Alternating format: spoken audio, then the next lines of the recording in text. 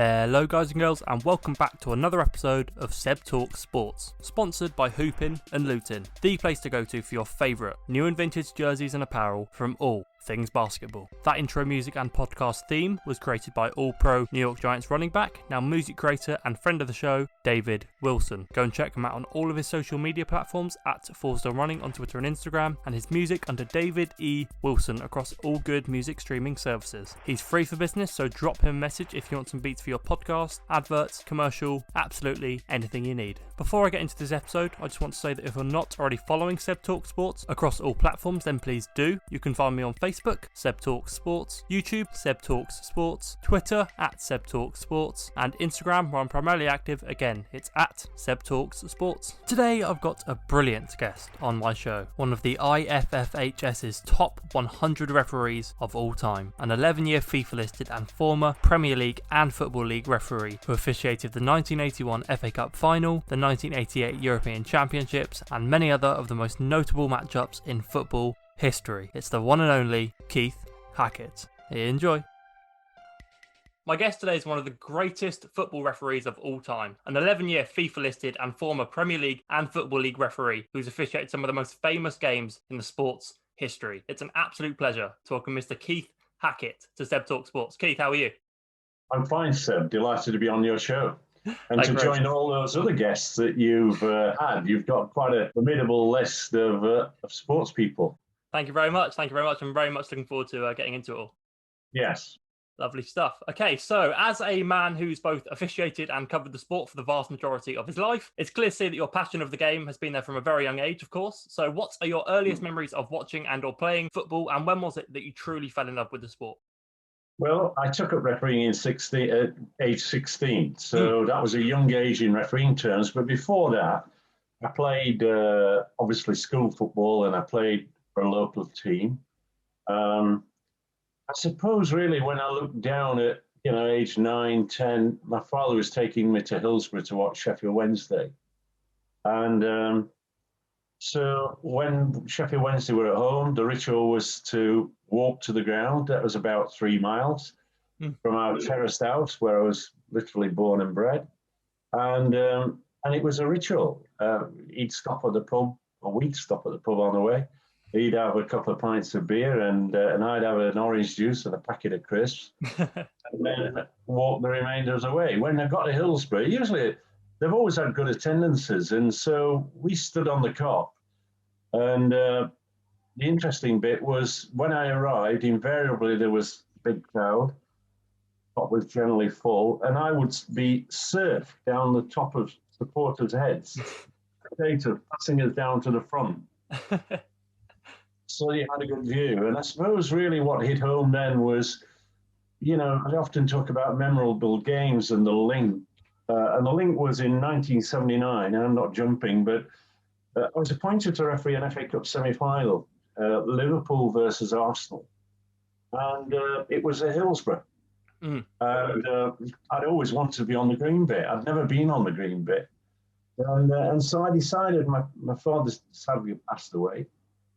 So I drove to where I used to live, and all the houses, terraced houses, had been raised to the ground, so it was pretty open space. There was the beginnings of a ski resort, if you like, which is amazing in Sheffield.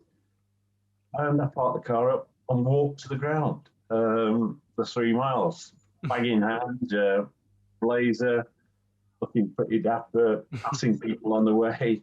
One or two said, "Where are you going, Keith?" Recognised me. I'm on my way to Hillsborough. And what are you doing there? I'm just going to a match. I didn't say that yet, tell them I was going to referee. when the guy, when I arrived, there's two linesmen then were waiting. We had a good chat, walked around. When I walked on the pitch, the memories came back. I even almost walked to where I used to stand as a boy, and it was quite choking, really. But nonetheless, enjoyed the game. It was 0-0. It was pretty tight. It went on to several replays, of which I got the next replay, but didn't see the result. And when the FA guy came in and said, "Right, Keith, what's your expenses?" I used the Yorkshire expression, which is note, which means nothing. And he looked at me absolutely like glazed eye. What do you mean nothing? And I went, I've walked to the ground and I walked back. That was interesting. And you know, after the match, I walked back. I mean, I got showered, had a drink with the boys, a cup of tea, nothing spiritual, and walked back. Picked the car up. It was still there, much to my surprise, and drove home. So that's a memory. You know, it's early. I've always been involved in football. I seem to always be involved. And, you know, when you have 12 years at grassroots level referee, you know, Saturday, Sunday, twice a midweek. I used to referee five-a-side football at the YMCA on a Wednesday evening, and that involved all the car dealers in Sheffield. So it's quite competitive. But it was also highly amusing because, you know, before the game, you'd have one guy saying, "Well, I'm trying to shift a Rolls Royce. Now that's difficult in Sheffield. I'm trying to shift this Rolls Royce. I've tried it on this plot. It's not working. What about the west end of the city? Can we have a? Is anybody willing to take it?" And you'd have this wheel of dealing going on in order which car was in what side. When we played five-a-side, it was very competitive and very enjoyable. And of course, I say to referees now, if you take up the whistle, one of the great things to train is five-a-side is very quick. It keeps you sharp. It keeps you focused. And I think that was one of that pieces of the mosaic that helped my refereeing career. Dealing with guys who are a lot older, some in the 50s, they were prepared to tell you what they thought when they didn't think the decision had gone their way. And you learn the craft. But the interesting bit was after the game, it was all like, "Thank you very much," and very polite and very enjoyable. Very, very nice. That's a great story there about the Hillsborough trip there. Now, of course, we all know a referee's responsibilities on the field, but in terms of the daily schedule of an official, I am sure a lot of listeners haven't got a single clue. So could you please take us through a day in the life of a FIFA-listed referee on match day, and whether or not you had any superstitions or routines you would always do before kickoff? I did. And it's an interesting point because I'm now going to talk about Premier League, and then I'll talk about Europe. In the Premier League, the format is that you invariably are staying in the city of the game overnight in most instances, and then you get up with your colleagues and have a nice breakfast, and then relax, ready for the game. You arrive at the ground. I used to be, you know, I didn't have that at all. I would drive to the ground, park up, and often 3-4 hours before kickoff. Because the one thing I didn't want to be is if you're driving from A to B, I had to be there. I didn't want a traffic jam. And early in my career, when I was on the Northern Premier League as a referee, I was on my way to referee Northwich Victoria versus Macclesfield. Neither were in Macclesfield, weren't then in the Football League. And on the way, I got sideswiped by a car, big time. And I was okay, perfectly okay. But the car, which was about a week old, had taken quite an impact. And so we pulled out the sort of side of the car to clear the wheel, drove to the game and refereed the match. And it was a difficult game. But the whole point was that it taught me I'm never going to be late for a game. And that's a consequence for that. I always used to arrive very early. You know, lots of stories. You know, I go to Bury. I arrive at Bury Football Club. The groundsman's surprised to see me, makes me a cup of tea. I'm sat in the dressing room. I said, "Look, I'm perfectly okay. I might later just walk down into Bury, but it was some distance from the town. I might just have a walk." I certainly would go for a walk. But I remember the guy coming in around about 12:30 with a red hot pie, quite a big one, and handed it to me and said, "Here, ref, have this before the game." And I said, "Really sorry, that's not the sort of food that I would eat before a football match. It's usually toast or egg on toast or something that's taken fairly early." And he said, you really got to have the pie. These are delicious pies. These are famous in Bury. And I said to him, no thanks. And as he was leaving with the pie, he turned and said, you know, Keith, I have to tell you this. If you'd have taken this pie, it's one less for the spectators to throw at you during the cook. I was found out. It sticks with me as a story. Generally, you're there 2.5 hours before kick. Mm.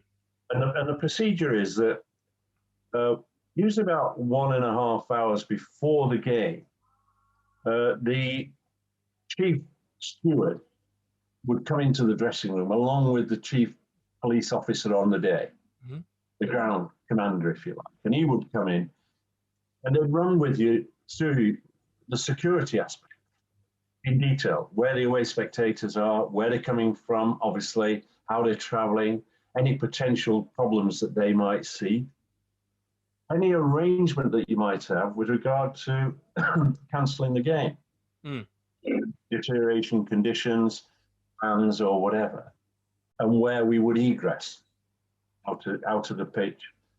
And all those sort of things are discussed. You know, if I go back to my time as an active referee at Old Trafford, for example, they had a blue light over each goal, high up in the stand. And if that blue light was flashing, that's an alert warning to the referee that something's amiss in the stadium. And I went through a period when, you know, we had the problems with Northern Ireland and the bomb scares. So all those things were taken care of. 1 hour before kickoff, the manager, ideally, but if not the first team coach, but generally the manager would come into the dressing room with his captain and exchange the team sheets. And, you know, the referee would say to the captain, my name's Keith. How do you want to be addressed on the pitch? You know, you're going to be my conduit today. If I've got a problem, I'm going to be happy to verse with you. And that opens up the door to some degree to have a discussion and dialogue. And then, of course, you've got a countdown. Usually 6 minutes before kickoff, you're giving the bell and they're congregating in the tunnel area. You're checking the footwear, the assistants are, and then you're out on the pitch. And of course, you can't start the game unless you get the TV guy to the side of the pitch. You often see them giving a signal. The reasoning behind that is, if you imagine, the Premier League games are covered by 22 cameras and they're beamed to 211 territories through about 45 television companies. And the timing is so important, the kickoff in particular. If you can imagine kicking off a minute early in a Premier League game and somebody scores, and out in Japan or in other parts of Asia, they're suddenly saying, welcome to this game. Oh, by the way, the score is 1-0. Yeah, cool. So when you're at the elite level, you're managing an event. You know, you're checking the technical area and the occupants. You understand and know where the paramedics are, where the doctors are. And all those are not taken for granted. You have a look at the pitch, you check the nets, you check the team colours. So that's the principle of a Premier League game. Obviously, in UEFA, when you've got a Champions League or a World Cup game, you've got to be in the city 24 hours before kickoff. That's the minimum. Wow. And at 10 o'clock in the morning of the match, you will go to the stadium and the away team and home team will have laid out on a table the team colours. And you will check the size of the advertising. You will probably more often than not ask for the tape over the goalkeeper's gloves that have got big advertising. You'll ask for that because that's not allowed or wasn't allowed. You'd have that taped over. And then you're addressing what shirt colours you're going to wear as referee. And then if in terms of stockings, you know, if they're going to, you know, you'll ask if you're going to have tape or you're going to tape the bottom of your stocking, it's got to be the same colour as the sock. So all those things. And then you're going to an absolute countdown clock, you know, by the second. Mm. And so you're at the hotel. You're usually leaving the hotel about an hour and a half with a police escort. Mm. You arrive at the stadium. You obviously hang your kit up, go out and check the nets, or look generally. I can remember in 1988, the European Championships opening game, nations game, so a big game, Germany v Italy. We came up the tunnel, and to get on the pitch, there was a Lurpak butter Audi. And so I've gone, this is a problem. You can't have players starting over an advertising side to get on the pitch. So there was a discussion that took about 30 minutes. We had to get the marketing department. It was all like hell let loose because somebody had paid several million to have that advertising sign, but we had it moved, and in some instances, I can remember refereeing a game, Gdansk versus Juventus, and that was when the shipyard gates and Lech Walesa and all that. I met Walesa before the game. He became the president of the country. And the discussion there was, I knew that Walesa was going to the game, had a good idea, but the security people didn't know. And during the course of that match, the ball went over the fence, and the fans parted, and they all started shouting solidarity. So at that point, what you've got to do is be confident. You've got to have a bit of courage and say, right, I'm going to hold here. I'll wait. I'm not going to get involved. I'm just going to wait for things to happen. And then if it turns the wrong way, I'll be advised. There'll be sufficient security people to advise me. So you use a lot of common sense, but you build up this experience over many years. But certainly preparation. I mean, in my day, you'd have a cup of tea and a sandwich. Invariably, for example, if you went to Anfield, and most clubs, you were in the players' lounge. No players before kickoff, but you would have a cup of tea. They'd serve you a cup of tea and a sandwich, and it'd be so that it's professional in its approach. But then when I became the boss of the PGMOL some years later after retiring, I worked with a guy called Matt Weston, who was a sports scientist, and we introduced the warm-ups. We were the first country to have referees warming up, which is standard practice now. 30 minutes before the game, go through, if you like, a choreographed warm-up procedure to ensure the muscles, the heart, stretching is carried out, and you're reducing the risk of any injury. So it sounds long-winded, but you're checking things like, I mean, I smile because I didn't have communication kits, of course. But when I became the PGMOL boss, I introduced it, and now that's the national standard. I mean, across the world, everybody uses communication kits. I brought that into play from watching rugby. I went to a game at Twickenham, listened in, came back to the Premier League and said, this is what we've got to have. Wow. And a couple of weeks later, we got the communication kits, the first country to have them. Then there were questions asked, what about FIFA and all that? Because the football is governed by the IFFHS. And I've gone, well, I'm sure if they're not happy, they will tell us. But it never really happened. There was never, because they could see it was working. And the communication kits helped because the fourth official could convey. Another example of the environment, if you're in the local park and the pitch suddenly deteriorates, fog comes down or whatever, you just blow the whistle and you say, come on, guys, we're going off. It's unsafe or whatever. If you've got 80,000 spectators in a stadium, there's a process. Yeah. You've got to advise the stadium commander, look, I'm going to call this game off. It's deteriorating. We're going to bring the players off. But I know then I've got to continue playing for about 10 to 15 minutes. Because if that game is abandoned, which might be the case, then you've got to have stewards ready to open the gates. You've got to have police officers in their points to control the traffic. And you might even have coach drivers being prepared to take fans away, because what you don't want to do is pile 80,000 spectators of both teams onto a plaza, if you like, just outside the stadium. Yeah. You're running the risk then of a lot of misconduct. So it's a long-winded answer, but it shows the thoroughness of what you've got to go into when you're dealing with a big event.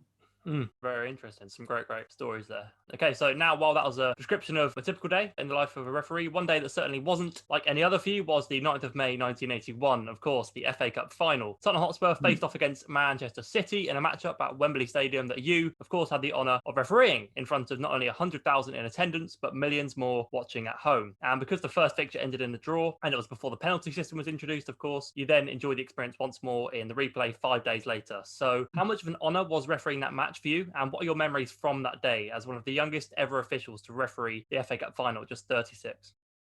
I think you've got to put it into context. There's 27,000 referees in England. And getting to the pinnacle of, I think any referee would say that their ambition to reach the professional level or that level of the game would be to referee an FA Cup final. It's an ambition. It's a dream, if you like. And to get to a final at such a young age was a surprise. I wasn't expecting it. I'd had a semi-final in '79. I'd run the line at Wembley in '79, Arsenal, Manchester United. But I didn't expect to get the final. And I was informed 6 weeks before the game that I was going to be the referee. You travel on the Friday for the Saturday game. You stay at usually White's Hotel on Bayswater Road, London, with your colleagues. You go and attend what is the EVA final rally. That's when all the referees come, not all, but they come to London and they probably meet each other in the evening and a bit of social goes on. And then the day of the match, I went for a walk in the park with my colleagues, chatted about the game, came back, had a very light lunch, and then you show for dribbling to the ground. I ain't got to drive to Wembley. And it really is quite a nice event. I mean, in international games, you usually have motorcycle outriders and police, all the lights flashing, and you feel absolutely important. But here we drove to the ground. We arrived very early. I was interviewed by BBC. I met Margaret Thatcher and her husband. Wow. They were down on the pitch, and they came across and complimented me. And the Prime Minister informed me that her husband had been a rugby referee. So there was a degree of synergy. We chatted. And then, of course, you go into the dressing room eventually and you prepare for the match. It's a huge occasion. You prepare, but it's still like butterflies in the stomach. You asked and mentioned earlier, did I have any pre-match procedure? Yes, I did. I would always have a shave before the game. Oh, okay. And don't ask me why. I think it was a procedure. And so got changed. We were down at the bottom of the tunnel, and you see players, very experienced players in some instances, being very nervous. What I remember about that, there are two things I remember about the game, because I think it epitomised football. That was, on the first game, which was pretty tight, you had Ricky Villa substituted the Tottenham player. And I remember how distraught he was. And he was walking around the perimeter. He didn't go to the technical area then. He was walking around the perimeter because the entrance to the stadium was at one end. So he walked half the length of the stadium. The game was going on. And I'm looking and thinking, crikey, that's like, he must feel like gutted that he's been substituted. He wasn't having a very good game. The second point that I remember in that particular game was walking up the steps to be greeted by the Queen Mother. And as I walk, I'm thinking, just a minute, have I got the replay? Because, I didn't know. I suddenly thought, if she gives me the medal, then I ain't got the replay. She did give me the medal. She just did the bow and moved on. And then when I got to the bottom of the steps, I was informed I had the replay. The replay about 10,000 less spectators because it was a night match. That was the procedure at Wembley. Full house in other terms. But the night match. I drove down on the day of the game, same hotel. The chauffeur driven to the ground, same way. Refereed the football match, and it was a great game, and it was great. I'm in the best seat in the house. And then, of course, the game, there were some really good goals. And I think there was the first penalty kick awarded in 19 years. This was the first replay ever at Wembley for the FA Cup. All those sort of scenarios. And Ricky Villa, darting around several players, took a slight knock on the way in terms of could have given a foul. I didn't. And put the ball in the back of the net. And you suddenly, he's elated. The noise is incredible. It's a 3-2 win effectively for Spurs. And you see the jubilation and elation of a player who a few days earlier, and that summed up for me football. It still does. Yeah. Football is just like refereeing. It's peaks and troughs. You're only as good a referee as good as your next game, not the history that you've built behind you.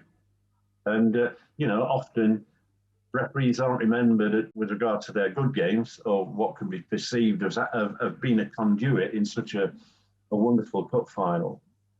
You usually remembered by sending Tony Gale off West Ham United versus Nottingham Forest some years later. Yeah. And West Ham fans will never forgive me, even though it was denial of an obvious goal scoring opportunity.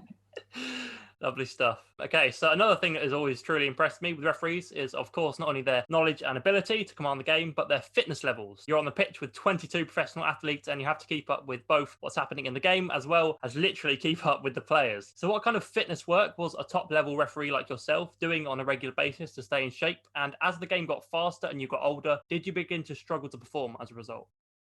I think the answer is yes, because in sports science, you actually talk about Vo2 Max, which is sort of taking oxygen around the body. And no matter how fit and how much training you do, Vo2 Max grabs you and you deteriorate through age. So you can't do anything about it. Yeah.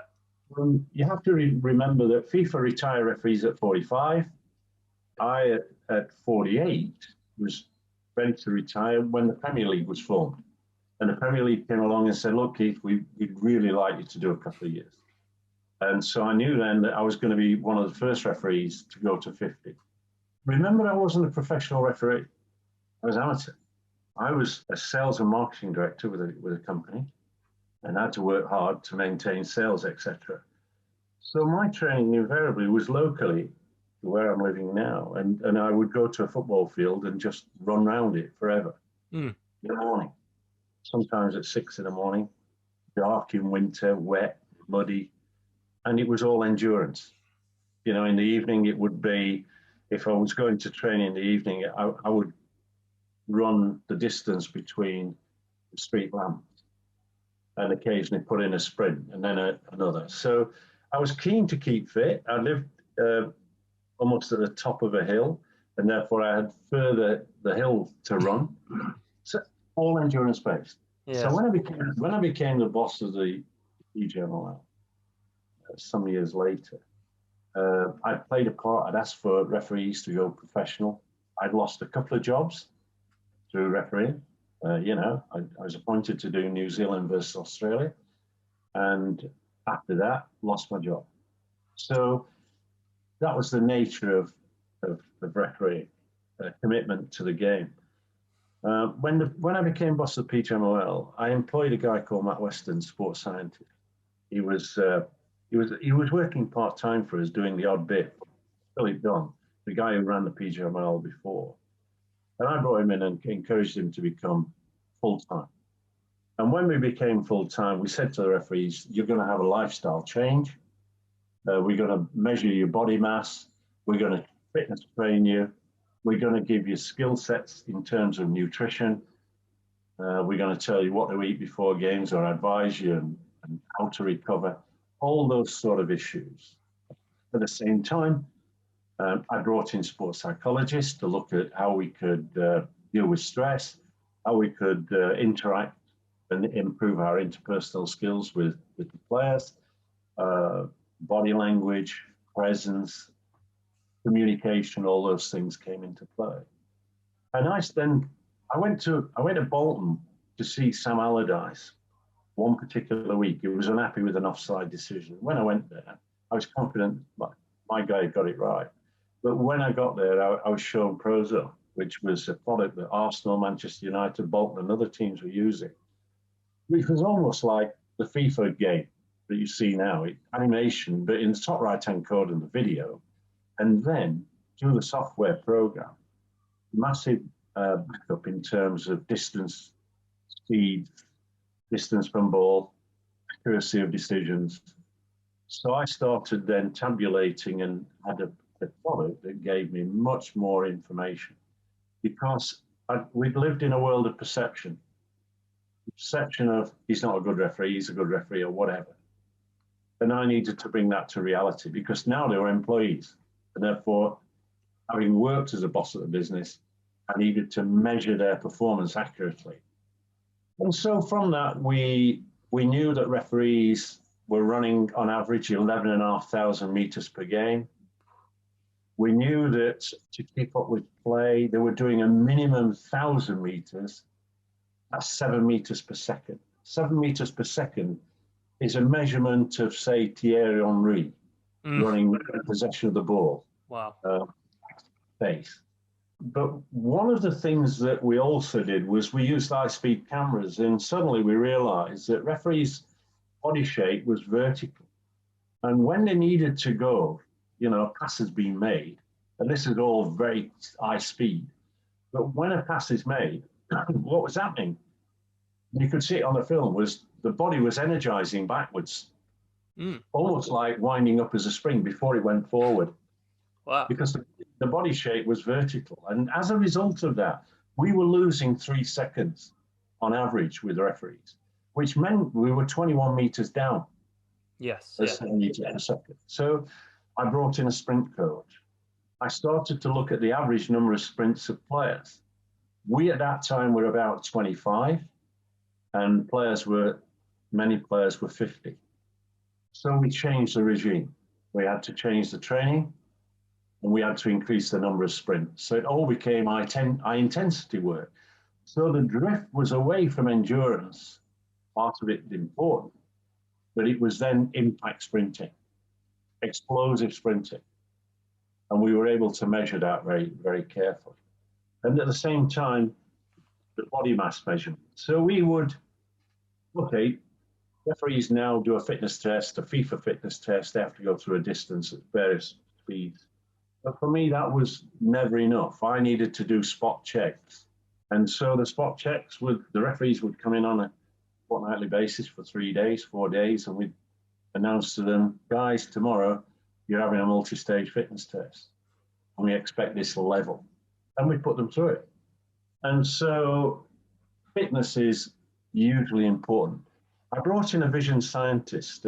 She did work for Manchester United, and Professor Gail Stevenson, the late Professor Gail Stevenson, Liverpool University, was international renown. So we started not only testing eyes, distance, peripheral vision, what exercises could we do, we were measuring reaction times as well. Because obviously anticipation and cognitive skills is difficult to measure, but we started to measure those as well. Yeah. So we really had and developed, I think, a nucleus of at least out of that. My business plan was to create a cadre of world-class referees. And as boss of the Premier League at that time, PGMOL, I was happy that we achieved that. We had some really outstanding referees. We had some excellent referees in the pipeline. Michael Oliver, Atwell had just come on. He'd had a nightmare in a game at Watford v Liverpool. Watford versus, I think Liverpool, where his senior assistant referee convinced him that the ball had gone in the net when it was actually a metre wide. And that affected his career for about 2 years. It was a difficult time, but I'm really pleased now that he's getting established and he's becoming a top class referee. I also brought in the measurement of performance. So I would have assessors going around measuring the performance of the referees visually, and then I decided we were policemen policing policemen, and nobody trusted us. And the great thing then was I went to the Premier League. Richard Scudamore said, "Look, I'd like to have a panel of ex-players and managers also assessing referees." And so I think that became very, very successful. They went in the dressing room with the referee before kick-off. They listened to the pre-match instructions with the referee, with the two linesmen, which is part of the process that I didn't mention earlier, but that all pre-match instructions are important. And then we started getting balanced, and we were getting, I had a matrix where in the top quartile, you might have a referee who's technically very competent, but poor in managing players. So he'd be Q1, Q4. Yeah. And I knew the areas that our coaching team, and I had a strong coaching team, would work on that individual referee. Some referees have natural skills. I mean, others work really hard. I mean, if you take Howard Webb, I mean, he was a upper by profession, and we had to go through that process when we created the PGMOL, of which I was development manager. I went to the Premier League and said we got to go professional. I had discussions then with the chairman, Sir Dave Richards, helped to write a business plan, and it was good that they made that choice. But then the first discussion was, "Pete, you've got to be the boss of it," and I've gone, "Fine, you've got to live in London," and I went, "Not fine." And I never did. When Philip Don, after I think about 18 months, I took over from him, and so mine was a commute and a stay over rather than living in London. But the old scene was that I wanted to measure performance and see how we could advance and enhance refereeing. And I introduced polar heart monitors. We needed to ensure that referees were training and doing the right training. So all the training became measured. And the polar heart monitor would regularly download it on the laptops that we provided them and email that to our sports scientists. So I had two sports scientists, one analyzing the data to make certain that the referees were doing the appropriate training. All the polars dedicated to that one referee, and therefore the data was collected. So it became very scientific, and I think to some degree, I just get the impression that perhaps there's less of that now with the current crop of referees. I see problems, fans tell me about problems, I make observations about problems. But what we've got to do is we've got to recognize that there are 19 SG1 referees. Select Group 1 is the Premier League referees. SG2 is Championship. We have 19, and 6 of those referees are now 50 plus. Wow. And if that confirmation is Mason, Mariner, Atkinson, Scott, Dean, Moss. Dean is 52. And SG2, because one of the problems I see is succession planning. I also see and look, and I think, you're not athletic. I'm not going to name names. You're not athletic. You're not following the plans that were laid down by our sports scientists. Really, they're not. And then you see that, you get someone like Michael Oliver. And I'm just looking at some data because I like to be factual. Today, Michael Oliver, this season, think about this, he's refereed 22 Premier League games. Lee Mason has refereed 10. What does that tell you? It's telling me that Mason's not as good a referee as Oliver, if he's selected on performance. But then when you actually look at Oliver overall, because remember, he's a FIFA referee, he's actually season to date done 34 games in the middle. Wow. And in addition to that, he's VAR and fourth official. Yeah. And I've not counted them. I'm not going into that detail. The point is that through the data that you're collecting, you can actually measure recovery. And through the stats that you achieve, you can see whether, in fact, this referee is fatiguing. Now, remember, after a game, we're saying to referees, we provided them, I suppose I'm not advertising, we surprised them with jelly babies and Jaffa cakes, as well as a sports drink before and during the game. And we would argue that water is probably just as effective. Liquid is important too. So if you take Oliver, and this is what I see happening at the moment. So you might have Michael Oliver refereeing a night match on a Saturday. You know that by the very nature, he's going to run 11.5 to 12,000 average. And he's going to put 50 sprints in. And you know that, if you take someone like Webb and Clattenburg, Halsey, by the way, used to do about 13,000 meters per game. Wow. Somebody like Webb and Clattenburg can do the penalty area to penalty area in 11 seconds. Oh, my goodness. So I'm trying to give you how we got referees into that position. They were fit, mobile, athletic, and accountable. Because there are referees that I took off the list. I don't take any pride in that. The guy didn't come up to standard. One international FIFA referee, in my opinion, was struggling. I offered him the Football League and he said no. That was it. His career was over. And, people like Keith Stroud and Andy D'Urso, I got down into the Football League. Like players, some players can cope with the Premier League and there's some are not. And so I operate in a clear accountability. If they made a huge mistake, referees are marked out of 100. Right? So they never get that. They might get 90, they might get 80. But I also put in a system that was pretty draconian, and that is if they made a key major incident, error, penalty kick not given, red card not sanctioned, then what I would do is the maximum an assessor could give them, Mark, was 59. And at the same time, I would be then saying to them, you're not refereeing next week. Or, you're going to get some operational advice. So there was that level of accountability that kept it sharp.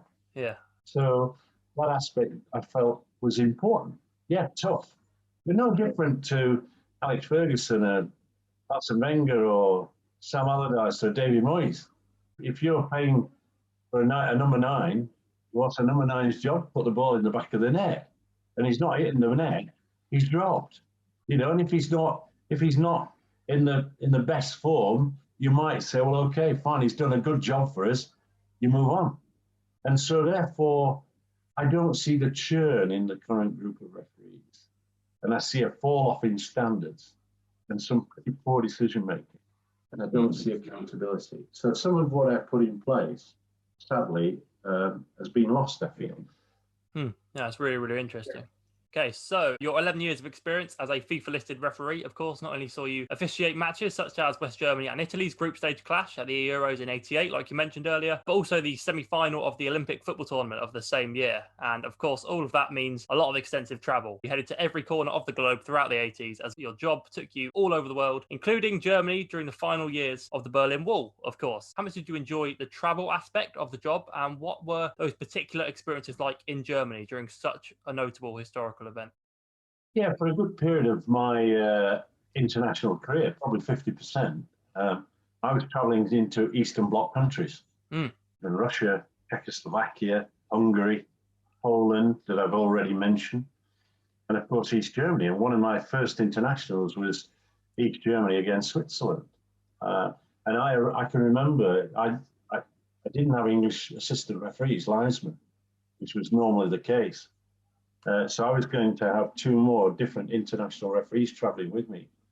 And I arrived late in West Berlin by plane, and then was driven to Checkpoint Charlie by a member of the West German FA, who said, right, Mr. Hackett, you've got to now walk through Checkpoint Charlie.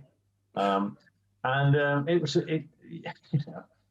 without exaggerating, it was a bit James Bondish. I Yeah. mean, like, you just a minute, you got American soldiers this side, and you go into the Eastern Bloc. And earlier in my career in '81, I refereed on the North American Soccer League for about 8 weeks. Hmm. And I met an assistant referee, linesman, and he was Czechoslovakia. And in fact, on his first attempt to get over the wall or through the net, he'd been shot. And then him and his girlfriend went, having been put in jail, served a sentence. He then, later on in life, decided him and his girlfriend that he would escape again. And he did escape. And so that was a reality, sat having dinner with him and his wife in Canada, listening to that was like, suddenly you realize, just a minute, all those sort of different scenarios. Yeah. Yeah, so I walked with a bag in hand across Checkpoint Charlie, the road, to the other side, where I was greeted by a guy who spoke perfect English, better English than I do. And he just said to me, Mr. Hackett, you could see the bullet marks in the building. He said, Mr. Hackett, turn and face. Have you got a camera? And I go, well, I was going to the Eastern Bloc, and I'm advised by the FA not to take a camera, so I haven't got a camera. He said, well, a mobile phones went out. He said to me, Mr. Hackett, amazing football, isn't it? Some years ago, the President of the United States gave a very famous speech near the wall. Yes, of course. Yeah. Kennedy, and he couldn't come in, and you can. And so you used to, in a way, sometimes it was a shock. You used to drive, you'd be chauffeur driven in a beautiful car, you'd be staying in a nice hotel, plenty of food if you wanted it. You would see women digging the roads, and you go past shops, they'd be queuing for bread. And, I can remember going to Czechoslovakia in Prague, and, somebody said to me, would you like to go into a store and buy some souvenirs? I said, yeah, I'd like some postcards, and I'll send them to my friends. And I go in the store, and someone's following me. And there was only cycles for sale, Chinese cycles for sale, nothing else in the store. They said, what would you like? And I'm going, what's available? It wasn't on display. And then refereeing in Craiova in Romania, arriving in Bucharest. Craiova is a university city. And as we drove from Bucharest, you had the old city, and then you got very quickly into no roads and farm tracks and all that goes with it. And at the end of that game, came back to Bucharest. We stayed in the Athene Palace Hotel. We were given the freedom of the Athene Palace Hotel, my colleagues and I, and we had a banquet of which the president of the country was in attendance. And I sat opposite this guy who kept asking me, is the wine okay? And he was the foreign minister. The one thing that I can tell you with complete definition is that most countries, sport plays an important part. And Eastern Bloc countries, sport played a major part. And therefore, as someone that's coming from England to referee, you would be in places. When I went to Gdansk, there was no Western journalist allowed. There was no Westerner allowed. The embassy had been closed. And a few days before that particular game, there was a lot of discussion as to whether I was going to be allowed to go.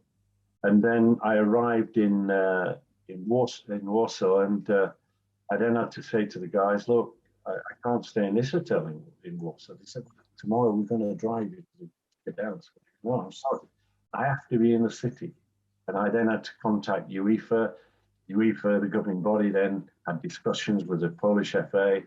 And eventually we were driven to the airport, and my two colleagues and I flew to Gdansk in what can only say was an antique relic of an airplane. You could, we flew at 3,000 feet going up and down, up and down. Most Polish guys can speak English. I said to him, look, why can't you go higher above the clouds? And he goes, no, this is a visual flight. And we were following the road. I mean, yeah. But I did meet Valenza, so you are meeting royalty and presidents in that sense. Yeah, one of my last games was, I was in Kiev. But Dynamo Kiev was my actual last game in the Europeans.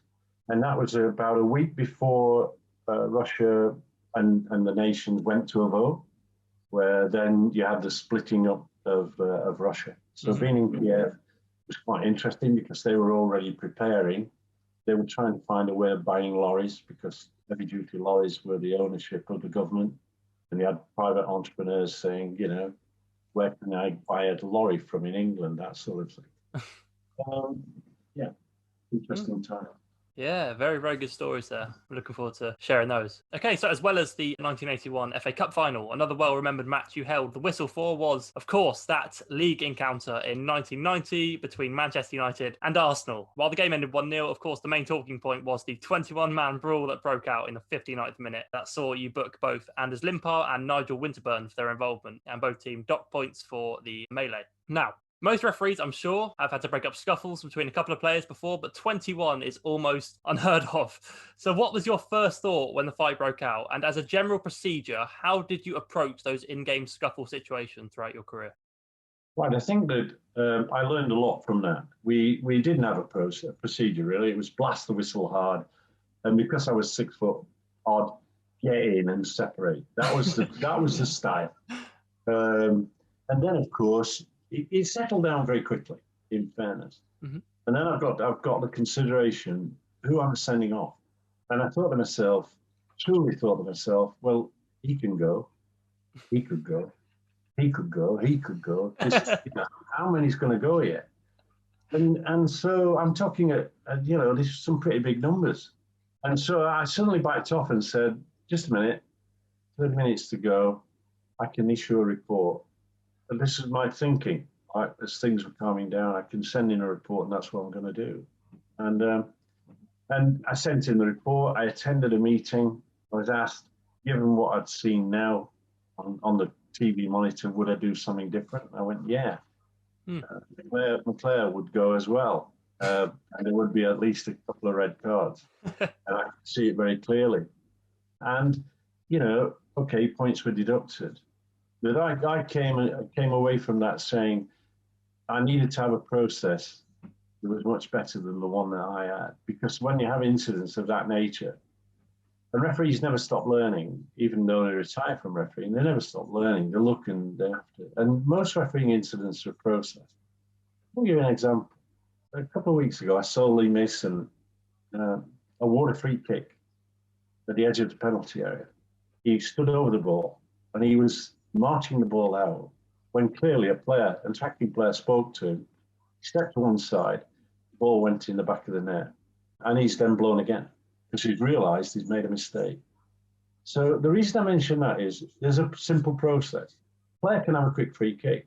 So you've blown the whistle, you've given a free kick, he wants a quick one, he takes it. And you've got to be alert to that. However, once the referee stood over the ball and starts to pace out 9.15, that's the end of the process. He's got the process, he's got the 9.15, the goalkeeper's ready, the kicker's ready, he signals, and away you go. Mason didn't follow that out and got himself in jail. So now let's look at mass confrontations.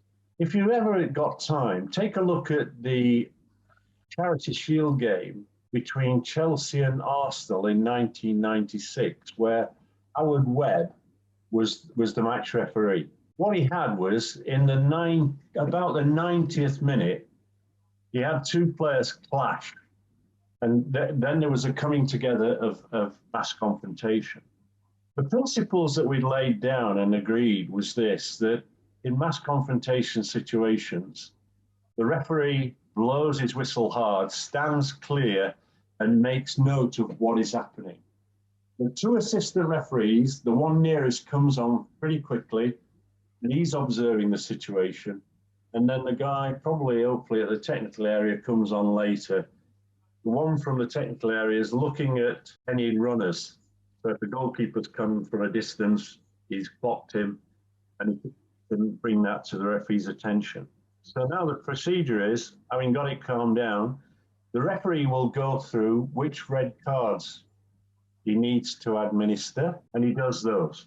If you've got one from either team, the away team goes first. You get him out of the way, you leave a gap of some 15, 20 yards so they don't start a fight again, and you then send the second player off.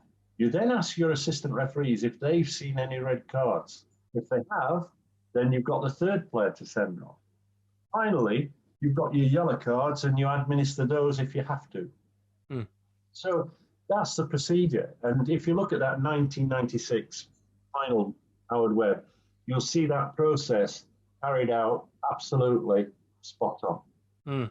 Okay, so you've, of course, been involved in and played a part in some fantastic events and moments in history of football throughout your career, including the foundation of the now commonplace Premier League that you mentioned earlier. In 1992 to 1993 season, despite reaching English referee retirement age, due to your prowess in the profession, you were granted an extension and became one of the first set of Premier League referees for its inaugural campaign, being granted a further season before retiring just short of your 50th birthday. So, how exciting was it to be a part of the Premier League's foundation as an on-field official? And personally speaking, were you a fan of the way the game was headed with regards to TV broadcasting rights deals, sponsorships, money, all of that kind of thing?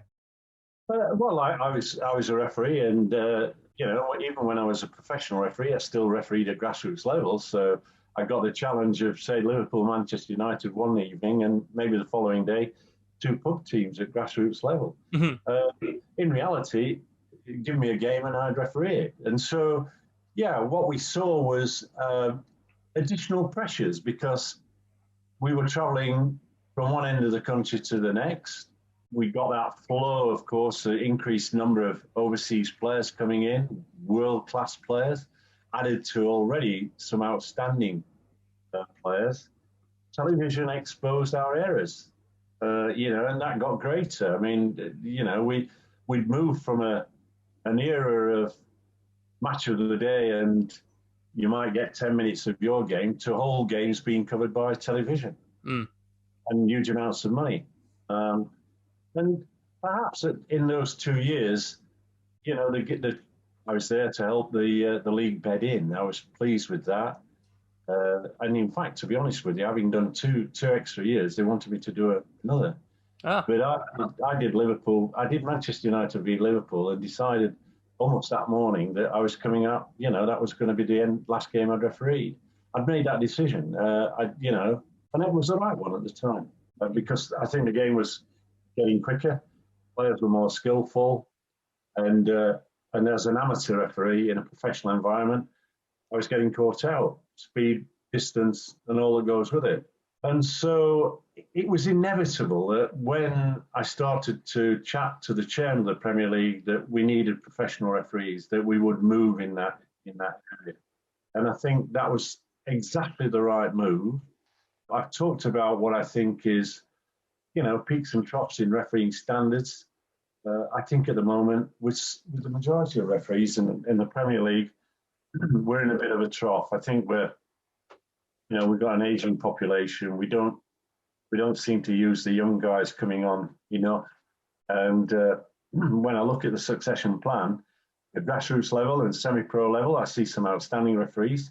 But then we look at SG2, and SG2 is a professional group of referees that have to referee the championship and below. And, I look at that and I suddenly think, well, Keith Stroud's still there, and I dropped him years ago, and he's 52. And then I look at further down the list, and you've got another referee, age 56. So you begin to worry that, is there a succession plan? I know that there's a pyramid system, but is there a pathway to the top?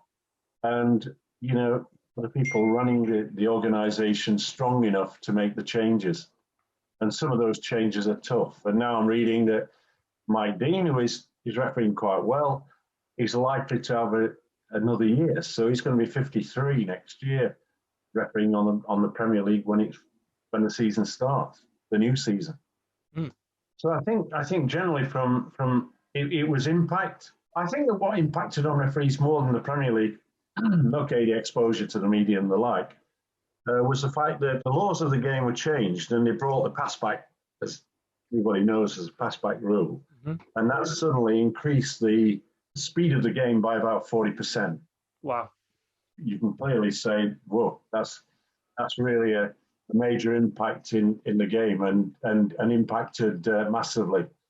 So again, an important part. Yeah, very, very interesting. So another aspect of the sport that seems to have become commonplace nowadays is that of VAR, that are said to reduce in-game errors and poor decisions made by on-field officials through utilisation of the video replay system. Now, like most things, VAR was met with a lot of teething problems and public criticism by people that felt it was ruining the game, though it seems to be, at least from what I've seen, very divisive in that an equal amount of people support and disapprove of it. So as a former professional referee yourself, given that you didn't have this technology available to you when you were officiating, what are your thoughts on VAR? Well, first of all, I'm a guy who says if a referee's under the glare of 22 cameras, at times he's going to be caught out of position. Mm-hmm. And there is a process in refereeing, and that is, first of all, the first bit is to see something, and then to react and think before making your decision. So it's a process, and you go through that. And therefore, for me, you have to have VAR to cover the cracks. And I want to just touch on something else, because I can remember as the boss of the PGMOL sitting at Old Trafford watching a goal being dropped, the ball being dropped by Roy Carroll, 1 metre over the line.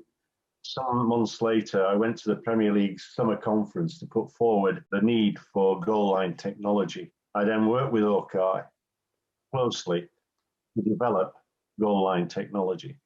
And we worked, and it took us 18 months to get the system really accurate, and then a further 2-3 years to get FIFA to agree to its use.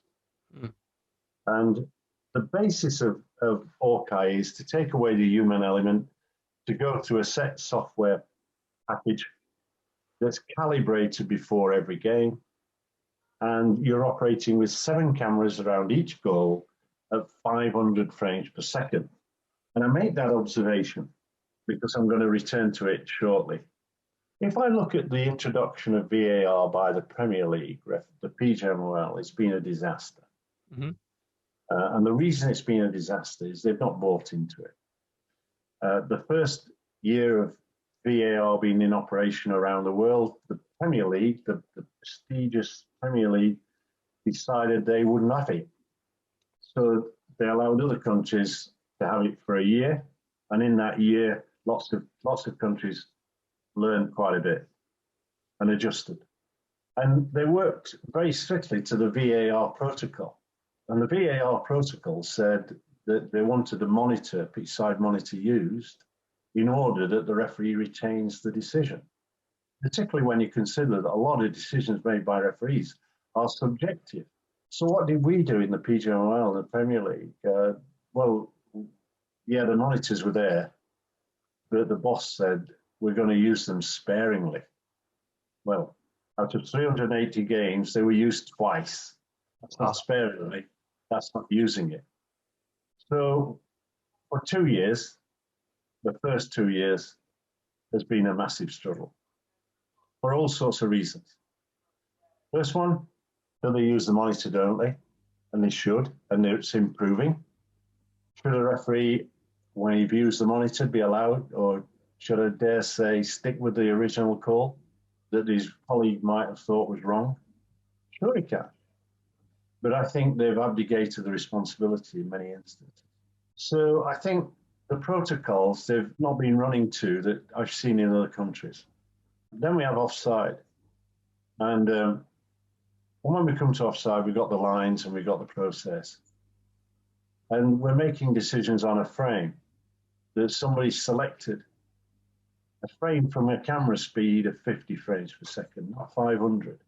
So if you take a loaf and you slice it 500 times, and you take a loaf that's 50 slices, you can see the difference in terms of which slice that you pick in that middle bit.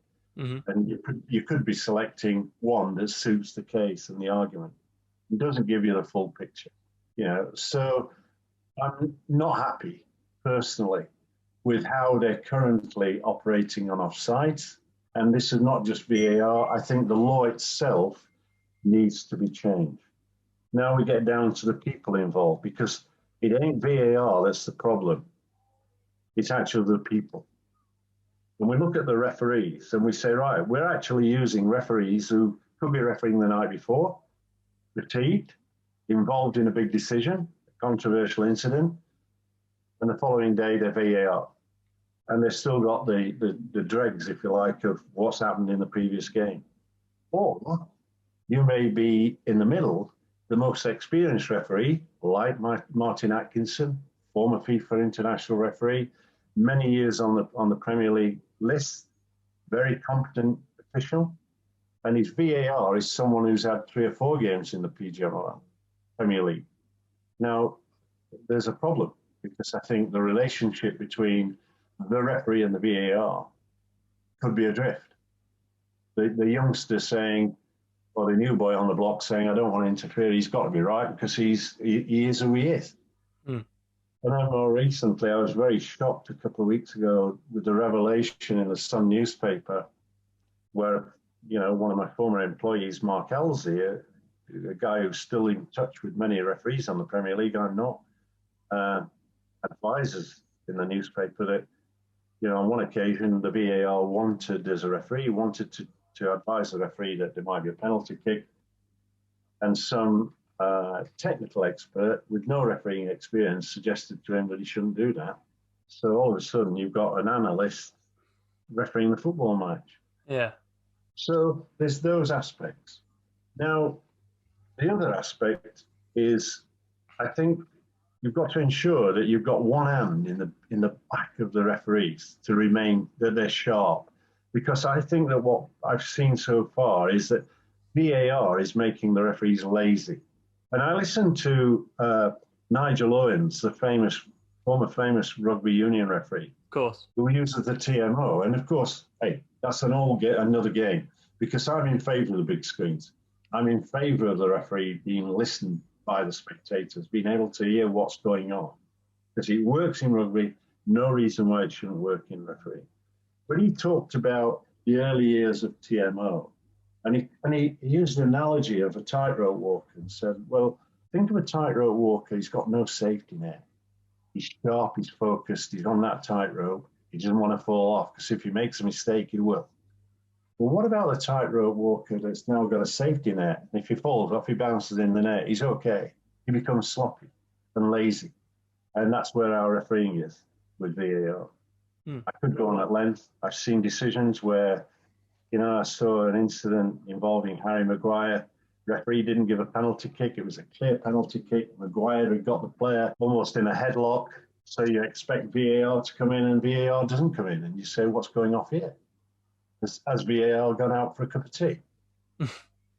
So we've either got overactive VARs who are not sticking to the clear and obvious error. And David Ellery, who's the technical director of the IFAB, responsible for VAR along with FIFA, in an article in the Times recently wrote that VAR should only come on when it's an obvious mistake. He made it clear, and I think he was saying, look, you're coming in too often. If I look at the MLS, the VAR comes in 1 in 3 games. Only once in every 3 games. That's the current stat, MLS. Attributed to Greg Barkey, who's the manager of the VAR in the MLS for ProRef. And, similar stats across Europe, Bundesliga, Italy, and the like. So we just need to reconsider. I've said I've got a plan. I would have specialist former referees, even former managers, boss players, as VAR, completely independent.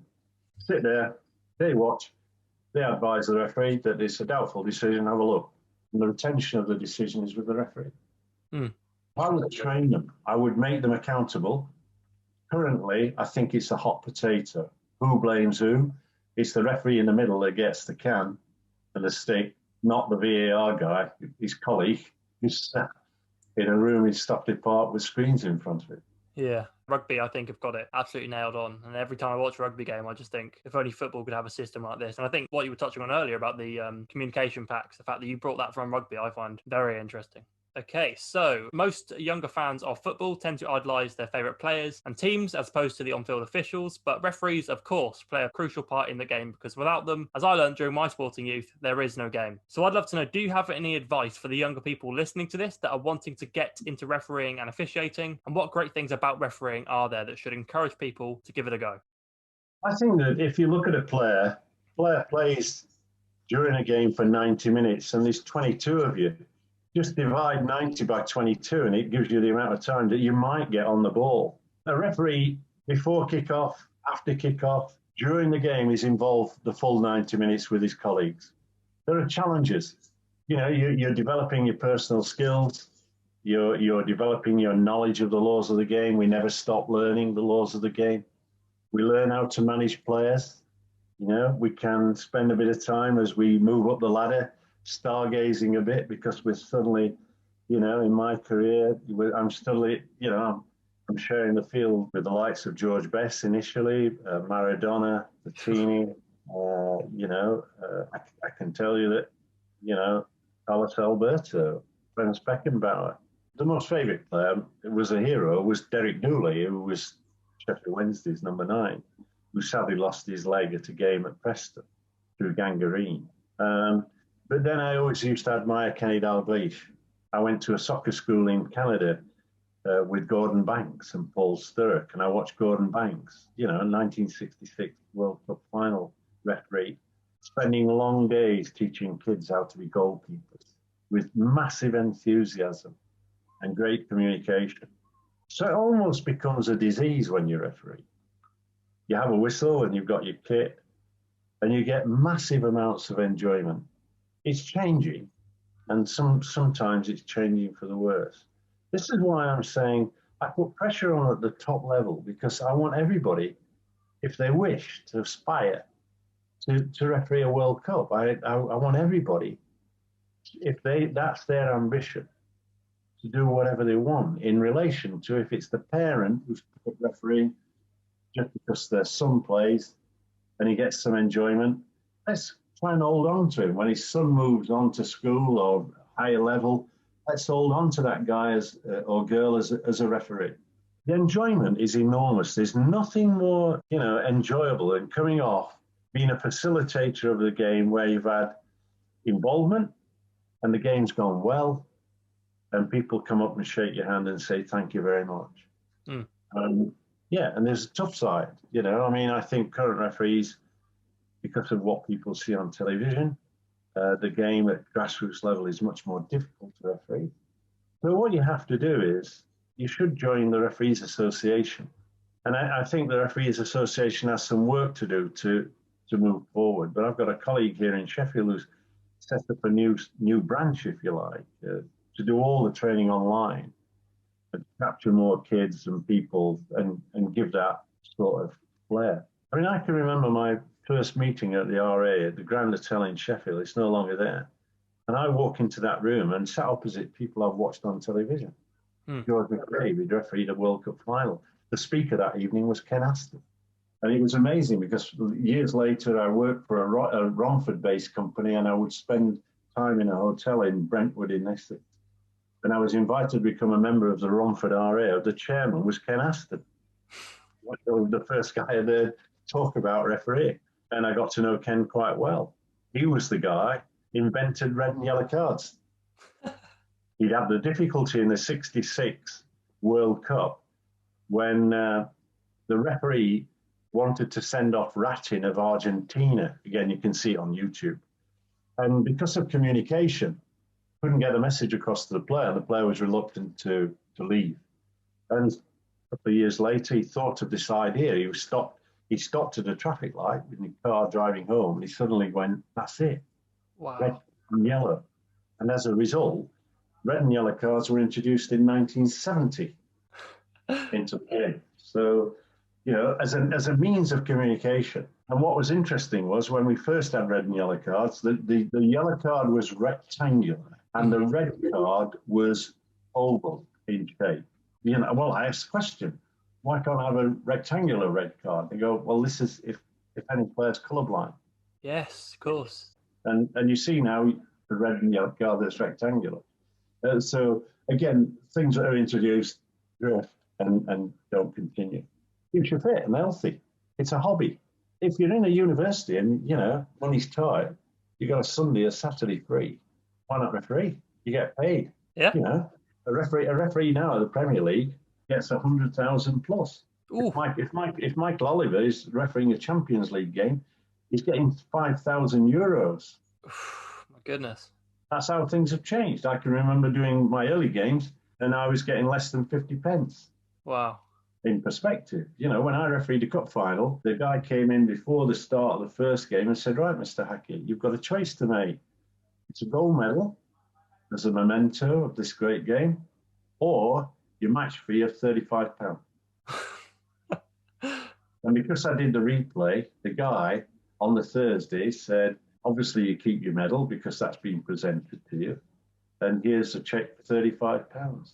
So you see, it's evolving, it changes, but I think there's a lot of camaraderie. You know, I mean, I chatting to a couple of referees earlier today, one in New Zealand. When I left, I became the PGML. I became the referee ambassador for the Premier League, which meant I travelled the world running workshops. And I can remember running a workshop in Cameroon, bringing people from the village, encouraging them to become referees, spending a week at workshop, laws of the game, and refereeing football matches. And one of those guys out of the township is a guy called Elvis Nupu. And Elvis now is an international assistant referee. He too travels the world and enjoys quite a good living. You know, that one piece of diamond that you brought out of the village. He liked Elvis Presley, that's why it's called Elvis. and now he's an international match official. Wow. So lots of enjoyment, massive amounts of enjoyment, lots of camaraderie, lots of discussion, always learning, always challenging at whatever age, dealing with parents. Eventually, when you get to the Premier League, dealing with the press and the media at times. Totally enjoyable. I'd recommend it to anybody. And of course, there's another major milestone at, I think, early next week, and that is when a woman referee takes the first Football League game in the middle. And that is a massive move that I didn't think I would see as quick, sadly. You know, we've seen in other countries referees refereeing top-level games. Stephanie Frappart of France recently refereed a Champions League game, Nations League game. So, hey, this is not just boys and men that can referee, it's women and girls. There's an opportunity. If you're not a good player, then and you want to play and be involved in the game, take up refereeing. Fantastic. Great answer. Okay, Keith, like I do with all of my guests, I'm going to end with some quick fire questions. Are you ready? Yeah. Let's do it. Okay, first question is favourite takeaway food? Chinese. Okay, dogs or cats? Dogs. Dogs, yeah. Have you got any dogs? No, not now. We used to have and got very attached to a couple of dogs. And then we decided, because we were so upset when they passed away, sadly, that we would stop doing that. My sons have them, but we don't. Oh, okay. Favourite music artist of all time? Oh, that's good. I particularly like the Dire Straits, Neil Diamond. And I once refereed a game in Spain, in Italy, sorry, Inter Milan. And before the game, we looked at the city, and then the Italian said to me, what would you like to see? And I said, I'd like to go to La Scala and take a look. And we went in La Scala. They just had it refurbished. I'm not an opera guy, by the way, but I went in. It was absolutely fabulous. Watched them making costumes and all it's like. And there on the stage was this guy going through the octaves and then suddenly asked us what we were doing. And I said I was the referee. He introduced myself. We had a short conversation. And I invited him to the game. Brilliant. And that guy came to the game. That guy was Placido Domingo. Ah, wow. We've got a bigger cheer than I did. He stepped onto the field to be presented to the audience. But yeah. Fantastic. Yeah. Okay, favourite sports film? I don't really have one, to be honest. I don't have one. Obviously, I've watched a few. Escape with Bobby Moore and the like. I suppose at the time that was enjoyable. I more or less like watching. And by the way, when I went to the Olympic State Games in '88 in Seoul in Korea, I had a great time. I had a pass that allowed me into any sport. So I watched the boxing, the swimming. I watched the athletes. I had discussions with athletic coaches and realised very quickly how prepared they were and how detailed they were. And that was a great learning curve for me. Very cool. Okay, best player. I know you mentioned a few names earlier, but if you had to choose one, best player you've ever had the pleasure of refereeing a game for? Between two, Maradona and Kenny Dalglish. The reason I like Dalglish, right, is simple. 100%. Every game he stepped onto that grass, he just gave 100%. He wasn't the easiest player to referee, but he was very, very skillful. I'll tell you one quick story. Carlos Alberto. So I'm heading for Giants Stadium, due to referee New York Cosmos against Vancouver Whitecaps. We're stuck in Lincoln Tunnel. I'm in a chauffeur-driven limousine. The driver suddenly gets out and starts screaming and shouting, and I'm thinking, I don't think this is going to move the traffic, and I'm getting concerned about the time for kickoff. And then all of a sudden, this guy comes walking back to the car.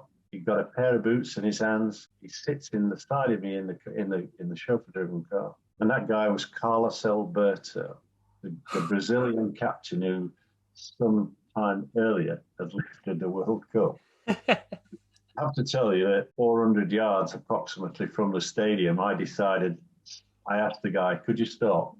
I suddenly realized that turning up for a game of professional football with the captain of New York Cosmos in the same car as me was not the right thing to do. So I got out and walked those 400 yards to Giants. Smart thinking. Okay. Best goal you've ever awarded during your career? Got to be Ricky Villa in the 1981 Cup. Mackenzie of Manchester City scored an absolute scorcher. But that for me, it's shown most years when the cup final's on. Great pleasure to watch that, and that from the best seat in the stand. Yeah, very, very nice. Okay, bit of a different one. The mouthiest player you've ever seen on the field?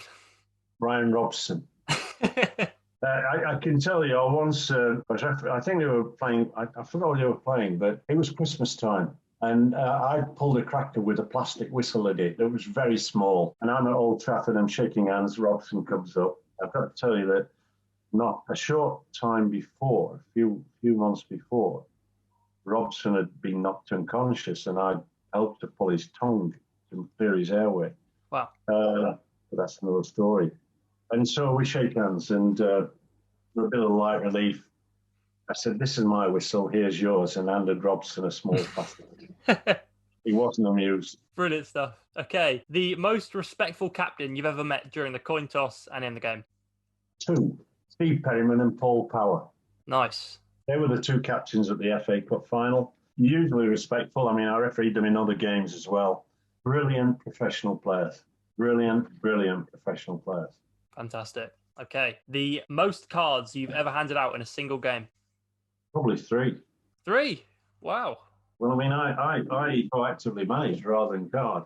Okay, very nice. Okay, have you ever forgotten any refereeing equipment and had to improvise before? A red card. A red card? Yeah, and I can tell you I was very fortunate. This was a friendly game. This was after the semi-final, and Sheffield Wednesday were playing a private game. Well, it wasn't. It was friendly between Sheffield Wednesday and Nigeria, the national team. And as I was walking down the tunnel, David Morrell, my linesman from Sheffield also, said to me, Keith, have you got red and yellow cards? I didn't see you put them in the pocket. I went, I don't need them. It's a friendly. And he said, I think you should have them. And I went, okay, if you insist. And of course, my yellow card used to be in my right hand shirt pocket, and my red card in my tunic buttoned to give me thinking time. And during the course of the match, I've awarded a free kick to Sheffield Wednesday, as you do, and Nigerian player walked up to the Sheffield Wednesday player and planted him big time with the best right-hand cross you've ever seen. And I've looked in total amazement, and I've gone, red card, which I produced, and then the player wouldn't go, and he was pretty aggressive, and I said, if you want, I'll get the policeman. And I just signalled for the policeman to come on, and the policeman stepped 2 yards onto the pitch, and off went the player. Yeah, I learned that day. Brilliant. Okay, if you had to choose, and I had to hold you to it, VAR in or VAR out? Oh, VAR in. But I've got to tell you, I've definitely got to say, it's got to operate the way I want it to operate, at the level I expect it to operate, and that would mean a lot of interference from me to make dramatic changes. Well, fingers crossed. Okay, and finally, who will be the winner of this summer's Euros tournament? That's always a good question. First of all, I don't know which English referee is going to go there. So I never promote the idea of England winning the tournament because then it excludes an English referee. I think we'd want England to win it, but they've really got to advance and make some changes. We've got to start playing the game that we play at the Premier League level when we've got crowds, and that is high tempo, fast passing skills that we've got now. We've got some wonderful young players. Everybody praises, rightly so, Foden. I think he's outstanding. But the technical skills that we see from players now is wonderful to see. Yeah, well, fingers crossed. Football will be coming home once again. Keith, thank you so much for your time today. It's been an absolute pleasure having you on my show. Where can people find you across social media and check out your journalism work and the books that you published as well? Well, they can find me at khackett3 at sky.com. I'm on Facebook, I'm on Twitter, I'm on LinkedIn, usually commenting about decisions. And, if somebody wants to ask me a question, I'll always give them an answer. Fantastic. Lovely stuff. I'll make sure to leave all those links in the description so people can contact you. Keith, once again, thank you very much and have a lovely rest of your day. Thank you. That was my interview with the brilliant Keith Hackett, one of the most prestigious officials in the game's history, who had plenty of incredible stories to share from his time both holding the whistle and off the pitch too. From refereeing next to the Berlin Wall to breaking up a 21-man brawl, there truly is no end to the unbelievable experiences Keith has had during his career, which I was very honoured to be able to share with you all. Please go and check out Keith on all of his social media platforms, as well as his journalism work that he continues to do at the age of 76. All the links you need are in the description of this episode. I've got many more great guests coming very soon, so stay tuned right here on Seb Talks Sports. And to take us out as usual, here's another brilliant track by All-Pro New York Giants running back, turned music creator and friend of the show, David Wilson. Catch you soon, guys.